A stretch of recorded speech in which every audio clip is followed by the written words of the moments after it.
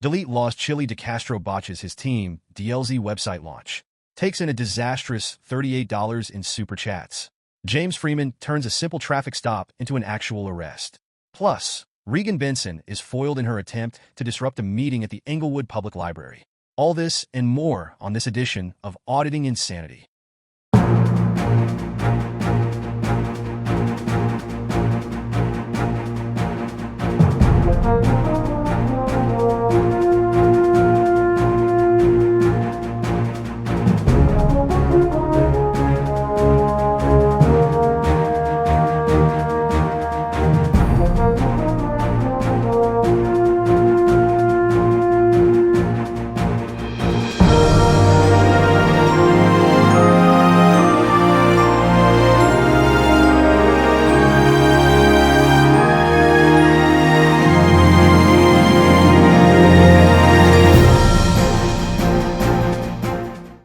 Good afternoon, and welcome to another edition of the Auditing Insanity Newscast brought to you by ReallyCoolNews.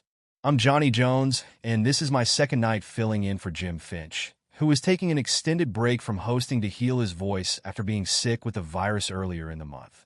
We've got three big stories on Chili DeCastro, James Freeman, and the always pleasing Regan Benson. Due to the huge volume of stories today between two newscasts, our look at the GoFundMe market for October 18th will return tomorrow as part of our Saturday coverage. We're just out of time after a day of writing. Since we're already late, let's jump into things early as I ask you to focus on Team DLZ disastrous Friday website launch. Jose Chili DeCastro's long-awaited launch of his Team DLZ website went sideways on Friday as his fans were greeted by a countdown on the website that ended at 0 at midday on Friday without an actual launch of the site. Those tooling around on the site found a way to bypass the screen to access the main site. Screenshots from that site indicated that there were member and public areas of the site, with the only page accessible featuring video snippets from DeCastro. DeCastro has been billing the website as the new home for his users, apparently discarding his recently relaunched Patreon page and a possible replacement for his main YouTube page should he ever be banned from YouTube. Membership pricing is unknown at this time, though DeCastro is charging $10 a month for member access to his Patreon page. Paying members have full access to all his videos on the Patreon, while non-members are charged $10 to view the individual videos on the site. The technical issues that plagued DeCastro's aborted launch followed Thursday evening's 4-hour-long livestream where DeCastro announced that associate Dawn Newman, formerly known as Dawn Breezy, had been taken into custody in Utah at her hearing earlier in the day. Newman is the woman DeCastro featured on his program last week, who went viral for using profanity at police officers who were blocking her Ring doorbell while trying to serve a warrant on Newman last year, related to the custody of her sister's children. The children had been removed from Newman's care and placed into foster care after the oldest boy established a history of running away. Newman was looking after her sister's children while her sister was in jail. Once her sister was released, the sister and the sister's caseworker both took out protective orders against Newman after Newman allegedly degraded and abused the women. On Thursday, Newman was scheduled for a hearing at a court in Utah and was apprehended by police as she got out of her car at the courthouse. From DeCastro's reporting, Newman was accused of violating the protective orders against her sister and the caseworkers. DeCastro had been on the phone to Newman when she was taken into custody, and Newman did not turn her phone off. DeCastro stayed on the line and recorded Newman's hearing, which he played on his livestream on Thursday. The hearing apparently ended with Newman being ordered to house arrest and having her phone taken away for violating the protective orders. DeCastro spent the rest of the show seeking help for Newman from various organizations. Due to the lateness of his calls, he was unsuccessful in finding help. DeCastro called the Utah jail and confirmed that Newman was in custody at the Weaver County Jail, and bail for Newman has been set at $200,000 for charges out of Arizona. Arizona then had 30 days to extradite Newman or she will be released. The YouTuber, who took in a disastrous $38 during the 4-hour livestream, pledged that he would raise money for Newman's bond before ending the livestream.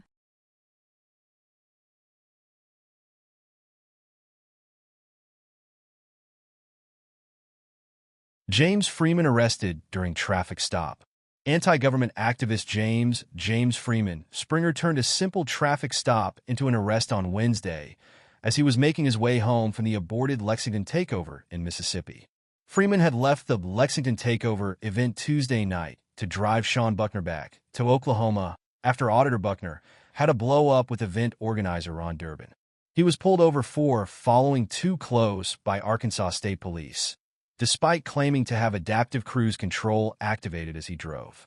The YouTuber refused to give the state trooper his license, registration, and proof of insurance. He then called Buckner to arrange bond as he felt he was going to be taken into custody for refusing the orders of the state trooper. According to Freeman's account, he ignored the state trooper to continue his call with Buckner despite the state trooper's threat to break his driver's side window and enter the car. Freeman expressed his opinion on the two options he faced during the traffic stop. He could either pew-pew the police officer and have other police come after him, or he could pay the extortion fees that the police officer was demanding. After eventually ending his call and complying with the state trooper, Freeman was taken into custody and his car was impounded. He was charged with obstruction of a police officer and released later the same day. Freeman claimed that he was near the border of Arkansas and Oklahoma when the incident happened, and he was told that state police were doing drug interdiction in the area and were pulling over every car without a state license plates. The YouTuber was unsure if he would fight the ticket, as he felt it was easily provable that he had his adaptive cruise control on and that he was not driving too close. Freeman said he could make money off of fighting the charges, but it may be easier just to pay the fines involved as the thugs involved in the court system weren't going to let him prevail. Again, Freeman was on the way home from the so-called Lexington takeover arranged by Ron Durbin of Guerrilla Publishing. Durbin had been hospitalized on Tuesday when he had an extended verbal disagreement with Sean Buckner. Freeman volunteered to leave the takeover to take Buckner back to Oklahoma as the takeover ended with the hospitalization of Durbin. Durbin was released from the hospital on Wednesday. Durbin's son Lee released the following statement on Durbin's YouTube community page on Friday. "Hey, everyone, just an update. Ron is out of jail, went to court, and has a date set for January. The charge was trespassing. We just got back to okay, and I have to take him to his doctor to get a cath. I've been very busy, so sorry for not giving an update sooner. He will probably go live later to give a rundown, thanks. We'll update both Freeman and Durbin stories as either goes live."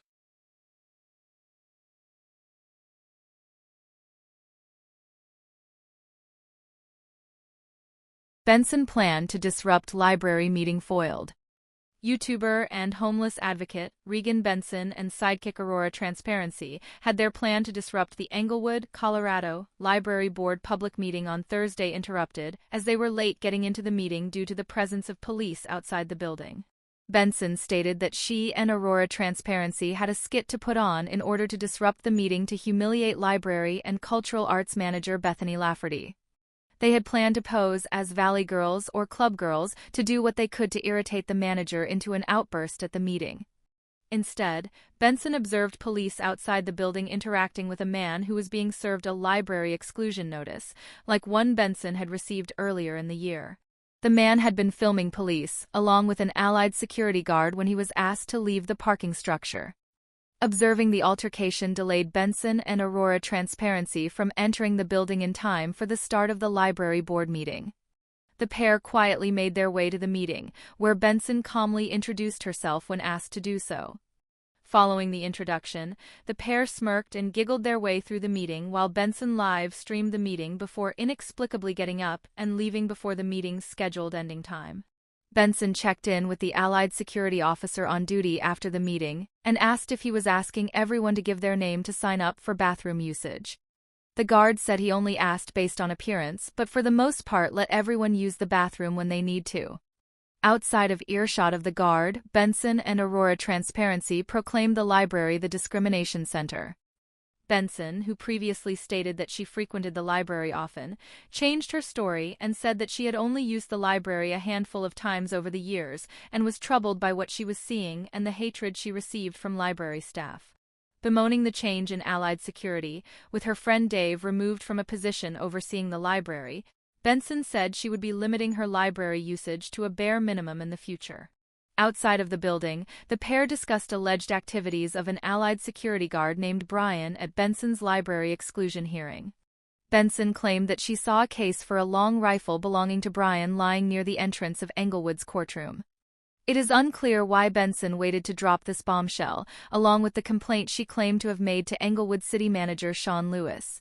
When Brian escorted Bethany Lafferty to her car, Benson approached him and asked him if he would comment on the situation with the supposed long gun case. Brian declined to do so. Benson's live stream ended with an extended Club Girl/Valley Girl skit from the two women.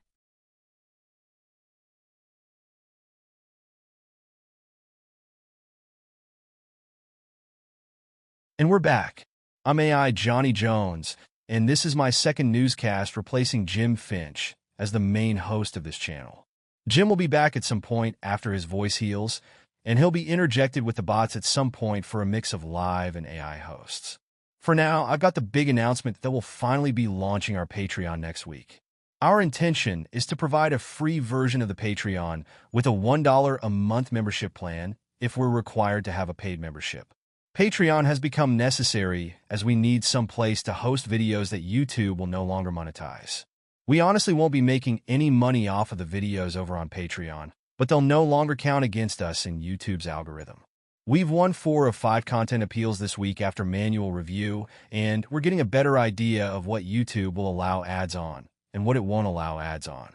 Sadly, a lot of Jose Chili DeCastro's concerns about YouTube content limits are true, and will no longer feature any videos that contain physical violence in them. Those videos will head to Patreon in the near future.